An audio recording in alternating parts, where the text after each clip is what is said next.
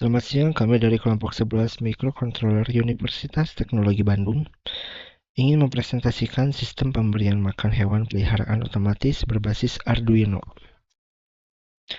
Komponen yang kita gunakan pada saat ini itu adalah yang pertama itu ada Arduino Uno, lalu LCD 20x4, lalu ada slide switch, lalu ada DS130 RTC, lalu ada servo, lalu ada relay modul, lalu ada HCSR04 ultrasonic, lalu ada buzzer, dan ada kabel jumper.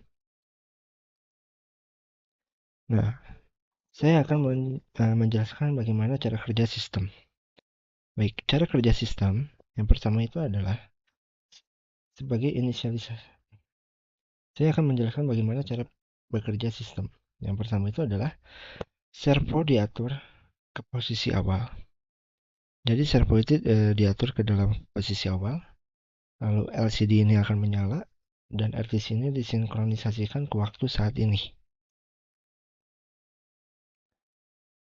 Nah, lalu tombol reset dipasang. Tombol reset ini dipasang sebagai kontrol manual. Next, saya lanjutkan lagi bagaimana pembacaan waktu RTC. Nah, pertama itu adalah menampilkan waktu sekarang setiap loop ke baris pertama LCD. Jadi ke waktu pertama. Jadi pembacaan waktu RTC ini menampilkan waktu sekarang setiap loop ke baris pertama LCD. Nah, lalu pemicu otomatis ini terjadi setiap tiap detik ke 0, ya. Baik ke 0, 10, 20, dan lain-lain setiap kelipatan 10 detik. Menggunakan nanosecond dalam kurung persen 10 sama dengan 0 seperti ini. Oke, nah lalu kita masuk ke dalam pembacaan sensor ultrasonik. Nah, dari pembacaan sensor ultrasonik di sini dijelaskan bahwa jika distansinya kurang lebih dari 0 dan kurang dari 100, nah maka akan menghasilkannya itu adalah pakan masih ada. Dan jika distansinya lebih dari 100 dan kurang dari 130, jadi di antara 100 dan 130, akan dinyatakan pakan itu akan mau habis. Nah, lalu jika distansinya lebih dari 130, maka akan dinyatakan itu pakan habis. Contohnya seperti ini. Kalau kita play,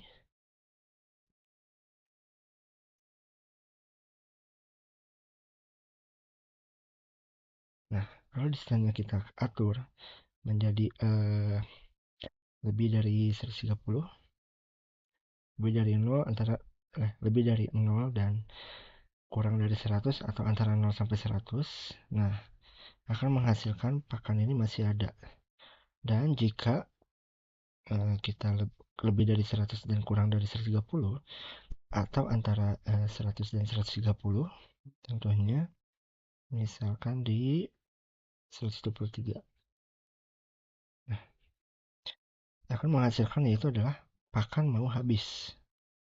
Nah, jika saya memang distansinya ini lebih dari 100, contohnya mungkin 179,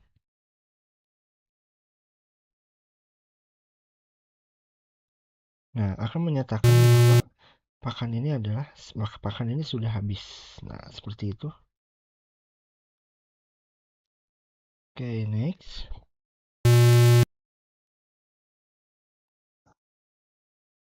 Lalu masuk ke dalam tombol reset.